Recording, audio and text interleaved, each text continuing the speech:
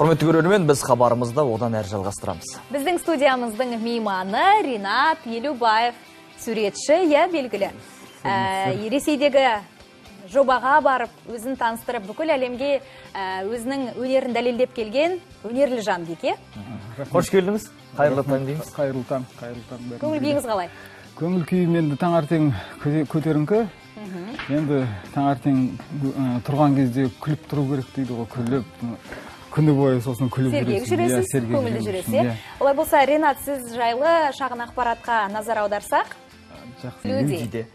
Қазақ елінің өнерлі азаматтары қандай болу екенін көрсетіп, дәлелдеп, көзін байлап, суретті салып, мүсінде жасадыңыз. Жасадық енді. Біз таңғалдық.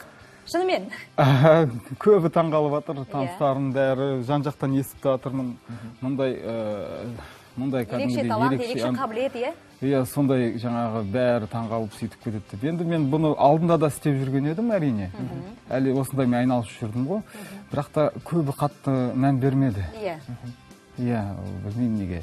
Интернетқа да салдым, иә, болды бұлай. Бірақ мынандай қазірғыдай жалпы, жаппай, тек қана біздің еліміз ғана емес, бүкіл басқа елдерде де жаңағыдай біліп, таңғалып атқандар саны көбейіп жатыр. Соған өзімді мен естіп жатырмын, біліп жатырмын. Өзімді бір сондай бір түсінбей жатырмын әлі. Ринат, айтыңызшы, бұл хобби ма әлде мамандық бойынша өзіңіз бейнелеу өнерінің шеберсіз бе? Енді бұл, иә, бұл енді шебер деп өзімді айтпаймын енді. Енді былай айтам, мен суретшімін деп өзімді оны айта аламын. Көркем сурет мектебінде оқыдым, сосын художество бітірдік арқалықтағы институтында. Сондықтан бұл енді қалай айтсам екен, бұл өзімнің жаңағы сурет салып, сол салада еңбек етіп жүргендіктен осындай бағытты да көрсетіп қойдым деп ойлаймын. Бұлай сияқты ғой, мысалы Рональдиньоны білесіздер ғой, футболда көзін жұмып қойып доп тебетін. Сол сияқты ғой, бірақ ол жаңа көзін жұмып футбол ойнамайды ғой. Бұл жаңағыдай өзінің тәжірибесін шыңдау үшін жаңағыдай спорт сияқты ғой, бұл да дайындық, шынықтыру. Үздіксіз дайындықтар, жаттығулар қажет дейсіз. Бұнда енді қазір көріп отқан көп ата-аналар таң ертеңсін біздің де баламыз осындай бір ерекше өнерлі болса екен деп тілек. Жаңа айтып өттік, сіз 2-3 жасыңыздан бастап сурет салдыңыз. Оған ата-анаңыз бейімді ма, үйде суретші адам бар ма, әлде өзіңіздің сондай қабілетіңіз ба? Енді бұлай көп бала басында өзі сондай айтамыз ғой, қылғаламдармен үйде сурет салып үйренеді, бояп бірақ кейін қалады бар. Ал сіз содан бастадыңыз. Енді кішкентай кезімде әке-шешелер мені жаңағы сурет салуға баулыды. Иә, баулыды дегенде тыныш отыр деп жаңағыда қолыма қарындашпен. Иә, тыныш отыр. Қазіргі кезде балаларға планшет, сотка беріп қояды ғой. Ол кезде ондай болған жоқ қой. Сондықтан тыныш отырғанның пайдасы тиді дейсіз ғой. Сол, иә, сол сурет салып сөйтіп отырып, сөйтіп етін. Ақыры содан кейін жалпы мені баулыған бейнелеу өнеріне әрине тетям мен, әжем, апам. Мамамның апа сіңілі ғой, Шайзат деген. Тамаша. Ол кісіге де үлкен рахметіміз білдірейік.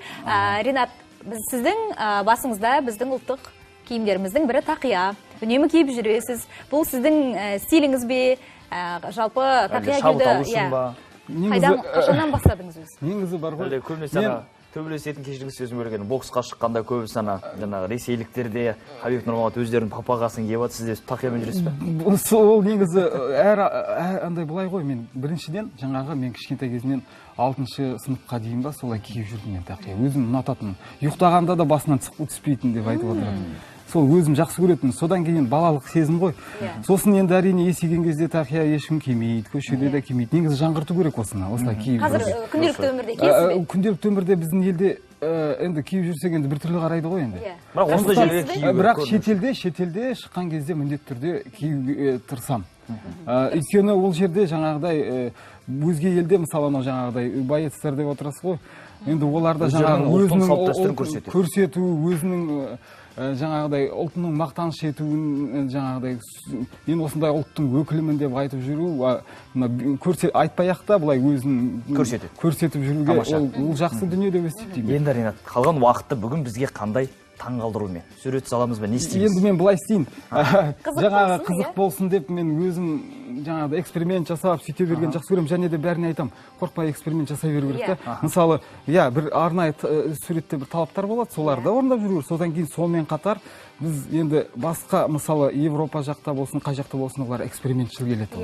Олар біз сол жаңалық ашуға, бірдеңе ойлап табуға, сол бізде қазақтарда солай болуымыз керек та. Тамаша. Олай болса, менің суретімді салсаңыз, оған қанша уақыт кетеді? Енді мен қазір бір сурет салған кезде эксперименталды түрде салайын деп отырмын. Сондықтан бұл сәл ерекше, өзгеше, бұны мен жаңағы басқа бұрынғы жұмыстарға, ешкім біреулер салған жұмыстарға ұқсамайтын болады. Мен сондықтан сізді точно нетпей, жалпылама... Дәлме-дәл салмайсыз? Иә, дәлме-дәл салмай, жай жалпылама салып көрейін. Көзді жұмасыз? Көзді жұмбай салып көрейін. Жұмбай салып көресіз. Бірінші рет? Бұл бірінші рет істеймін деп отырмын қазір. Қанша уақыт кетеді оған? Бұған ба? Қазір бір 2-3 минуттай кетеді. 2-3 минуттың ішінде, құрметті көрермен, Ринат Елубаев менің суретімді салып көрмек жаңа әдіс бойынша. Қазір көреміз. Ал көреміз. Бір жерде отырсаңыз. Отырайық, жақсы. Аяғым сен отыр. Мен қазір көрейін болай.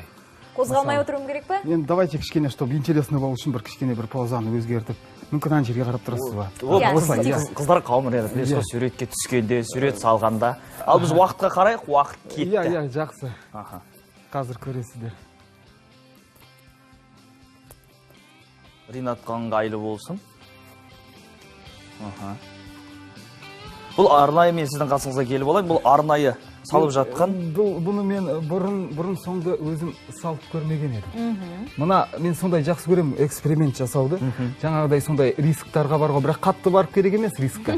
Өткендегі мынау, иә, солай болып қалуы да мүмкін. Мен мысалы анау жаңағы сондай көзім жауып салудың өзін мен қатты рискқа барам да анау. Өйткені ол дегенің жаңағы, шықпай қалу да мүмкін. Шықпай қалса мен тақия киіп шықтым мысалы. Ол өзімнің ғана емес, Қазақстаннанмын деп тұрмын. Сондықтан бүкіл елдің атына кір келтіруім де мүмкін да. Сондықтан бұл мен қатты нартәуе кел деп өте бір батыл қауіпті қадамдарды жасап қойып отырам. Сондықтан әрине ондайға... Қазірде сондай бір тәуекел сәт болып тұр. Тікелей эфирде мен сіздерден... Ринат мырза, бізде құрметті көрермендерден келіп жатқан сұрақтар да бар екен, соған да жауап беріп жауап беріңіздер, сұрақ қойыңыздар, жауап береміз. Армысты қайырлы таң ұжымы, Ринат мырзаға сұрағым, жаныңызға ең жақын туындыңыз бар ма? Атап өтсеңіз, Тараз қаласынан Аида. Ең жақыны. Ең жақыны, енді ол туындыларым ана жақта тұр, мынау, қалай айтсам екен, мәңгілік ел деген арка бар ғой біздің, монументалды арка. Сол жерде қазір менің картиналарым қойылып тұр. Сол жерден барып көруге болады? Сол жерден көруге болады. Сол жерде барлық жұмыстарым өзіме ұнайды. Маған бұлай картиналарымды бөле жарып, жаңағы мынау онша емес, анау әдемірек деген сияқты мен не айта алмайын. Әр жұмыс өзім жүрегімнен шыққандықтан, әр жұмысқа мен ерекше жеке... Әрқайсы өз бір балам сияқты дейсіз? Иә, оларға бөліп жармаймын. Бәріне бірдей қараймын да. Мен мына жаққа қарап отырмын, Ринат. Аха, мен қазір бұлай. Ол неге саған құсап келе жатыр, енді құрметті көрермен, әлі де қатты көрінбейтін сияқты. Себебі бұл желіммен салынып жатырған. Қазір көресіздер. Асықпас, соңғы көресіздер деп тұр ғой бізге. Тағы да бір сұрақ. Қоя беріңіз. Ассалаумағалейкум, осы сурет салушы бауырым Ринат, өте ризамын. Қазақша тақиямен жүргеніне, қазақты көрсетіп жүргеніне. Сізге көп рахмет дейміз. Сурет салып бітуге 30 секунд қалды, құрметті көрермендер. Қазір сіздер аяулымның бейнесін көресіз. Аяулымның өзі көргісі кеп тұр, қалай болатын? Қазір. Ал мұқият қараймыз. Желімді жағып біттік. Енді мынау су және мұны алып алайық. Мынау бояу. Бояумен. Қазір көреміз. Қазір көреміз. Шығып та қалуы мүмкін, шықпай да қалуы мүмкін деп қояды. Шығып та қалуы мүмкін, шықпай да қалуы мүмкін. Оның барлығы аяулымға байланысты. Ал уақыт бітті, негізі. Уақыт бітті, енді мен... Аяқтан соңға тура келеді енді. Қазір. Мұқият қараймыз, құрметті көрермендер. Желімнің соңынан бояуын жақтық.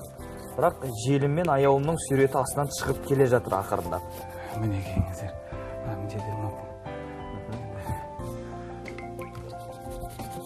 ақырын көрініп келе жатыр. Айолым тұра берсе болады ғой. Бола береді, бола береді. Қарасаң, жаннан қарасаң Жақыннан көрінеді. қарасам болады, иә? Әріптесім Айолым қасына қатты көргісі келіп отыр. Тамаша. Қазір міне Сенің елім деген түрің негізі осындай болады деп. Құрметті көрермендер, суретпен қызығып жүрген көрермендер, сіздер де осылай үйде жасап көрсеңіздер болады. Иә, ол ойламау керек жаңағыдай. Қорықпау керек.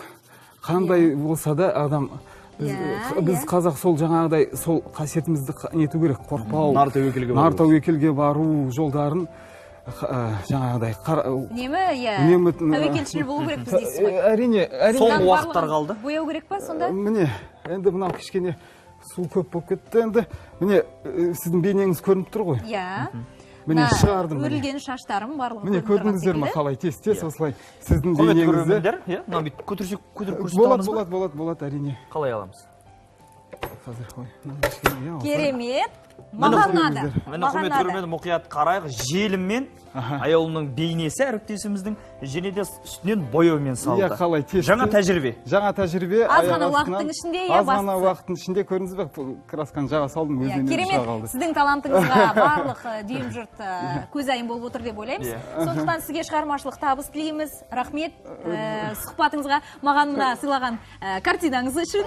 Рахмет. Көп Ринат, уақытыңызды бөліп келгеніңізге. Енді құрметті көрермендер, осымен біздің де уақытымыз аяқталды. Күнделікті дүйсенбі жұма аралығында таңғы сағат 8:00-де Евразия бірге болыңыздар. Құрметті көрермен, олай болса біз ертеңге дейін аман сау болыңыздар дейміз. Келесі жүздескенше. Керемет.